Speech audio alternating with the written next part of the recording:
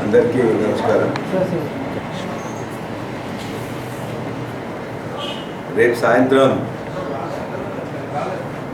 భారత రాష్ట్ర సమితి అధ్యక్షులు కేసీఆర్ గారు నిజామాబాద్ పార్లమెంట్ నియోజకవర్గ అభ్యర్థి కోసం జగిత్యాల్లో రోడ్ షో నిర్వహించుకున్నారు. ఇప్పటివరకైనా రోడ్ షోలలో ఈ రాష్ట్రంలో ప్రజలందరూ మొన్న గత ఎన్నికల్లో ఏదో మేము కొద్దిగా మిస్ అయినాం, మరలా కేసీఆర్ గారే రావాలి అని చెప్పేసి ఆశాభావంతో అన్ని రోడ్ షోలలో పాల్గొన్న ప్రజలందరూ కూడా తమ యొక్క అభిప్రాయాలు వ్యక్తం చేయడం జరిగింది. ఒకవైపున కాంగ్రెస్ పార్టీ జరుపుతున్న సభల్లో ఒకవైపున జనం ఉండట్లేదు, ఉన్న జనం కూడా ముఖ్యమంత్రి గారు మాట్లాడుతుంటే వెళ్ళిపోవడం జరుగుతున్నది. ఇది ఏ సభనా తీసుకోండి, ఇంతకుముందు అసెంబ్లీ ఎన్నికల ముందు జరిగిన రేవంత్ రెడ్డి సభలు, అదేవిధంగా ఈనాడు జరుగుతున్న సభలో చూస్తే వాళ్ళందరూ కూడా మొత్తం కూడా ఇలా ఆశలు చూస్తే వాళ్ళందరూ కూడా మొత్తం కూడా ఇలా ఆశలు కోల్పోయి చివరికి కాంగ్రెస్ బీజేపీ కుమ్మక్కు కావడానికి చర్యలు వంచుకోవడానికి అని చెప్పేసి నిర్ణయానికి వచ్చినట్టు అన్ని పేపర్లు చూస్తే కూడా మనకు తెలుస్తున్నది. ఇవాళ సోషల్ మీడియాలో కూడా అదే తెలుస్తున్నది. ఖచ్చితంగా కేసీఆర్ గారు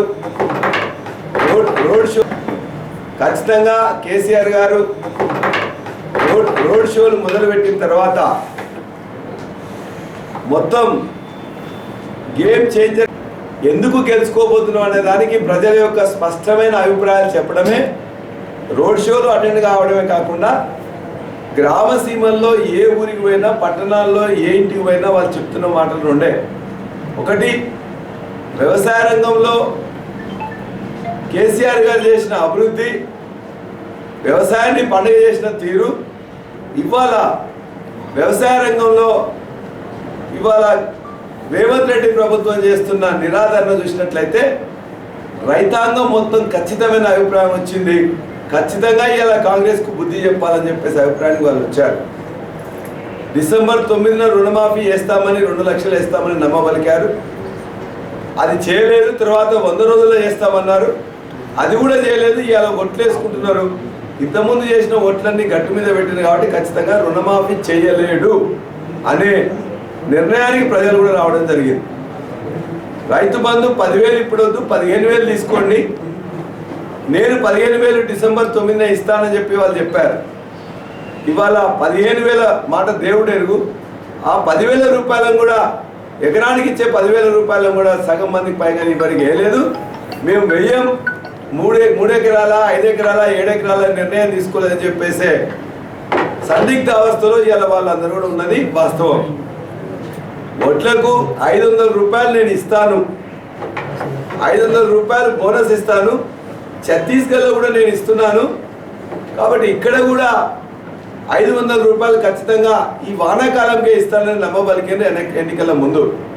వానాకాలం ఓట్లు వచ్చిన తర్వాత వీళ్ళు వస్తున్న సమయంలోనే ప్రమాణ స్వీకారం చేసిండ్రు. ఆనాడు అడిగినట్లయితే వానాకాలంకి ఇవ్వలేము, యాసంగి ఇస్తామని చెప్పారు. ఇవాళ యాసంగి ఓట్లు వచ్చినాయి.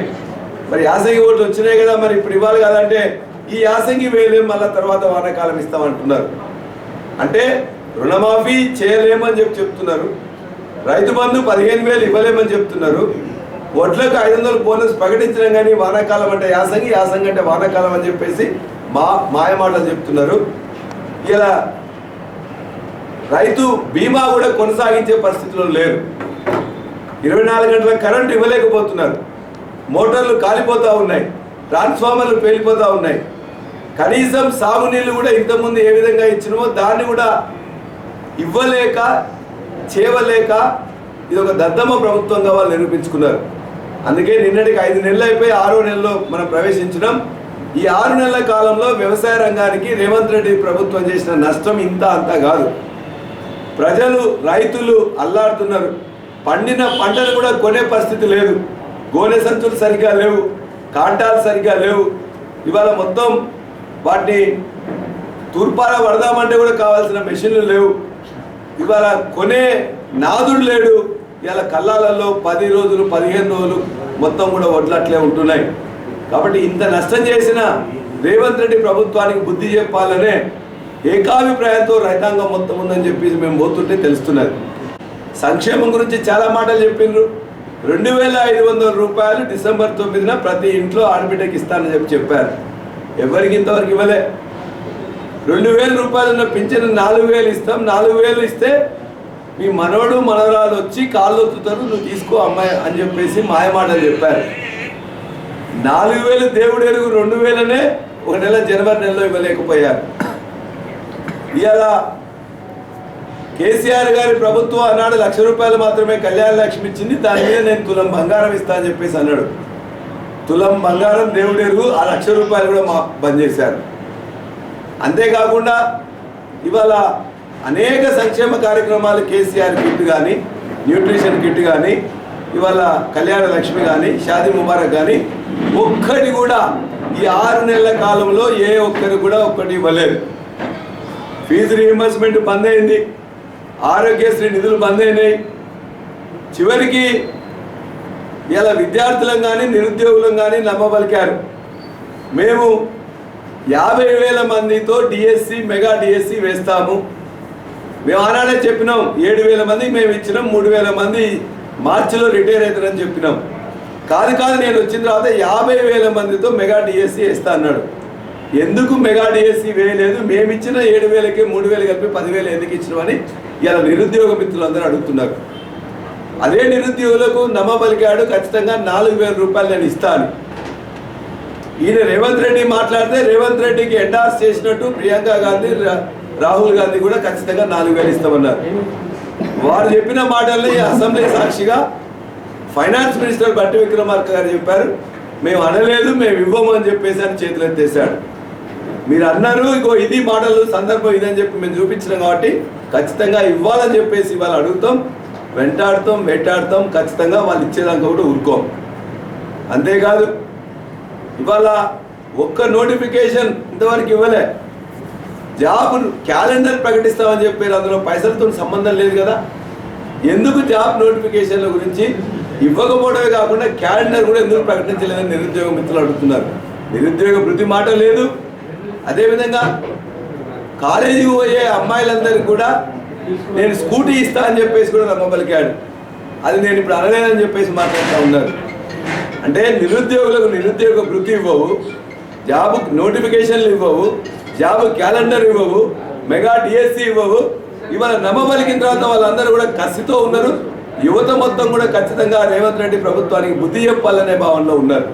చివరిగా ఇవాళ పార్లమెంటులో ఎప్పుడైనా ఏదైనా 10 సంవత్సరాల నుంచి వెళ్ళి ఎంతమంది ఉన్నా గట్టిగా మాట్లాడింది తెలంగాణ రాష్ట్ర సమితి. ఆనాడైతే భారత రాష్ట్ర సమితి ఈనాడు మాట్లాడుతుంది.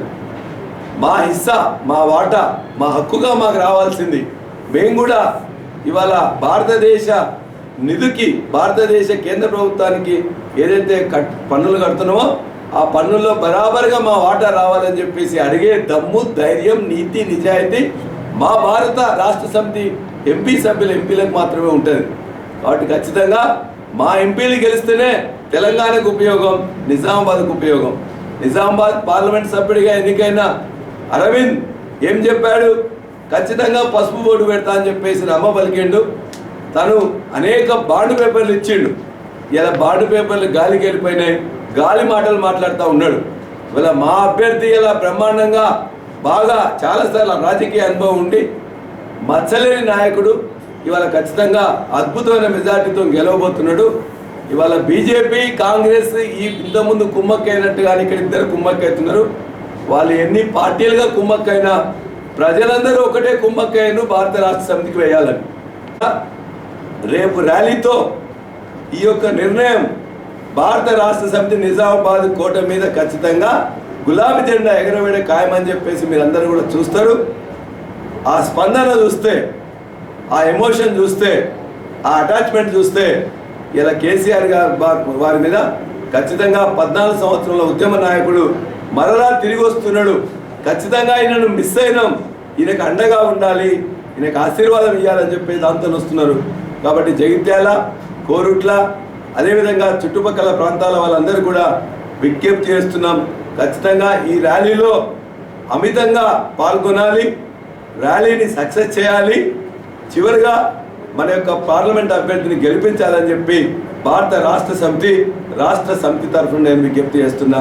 జై తెలంగాణ, జై కేసీఆర్.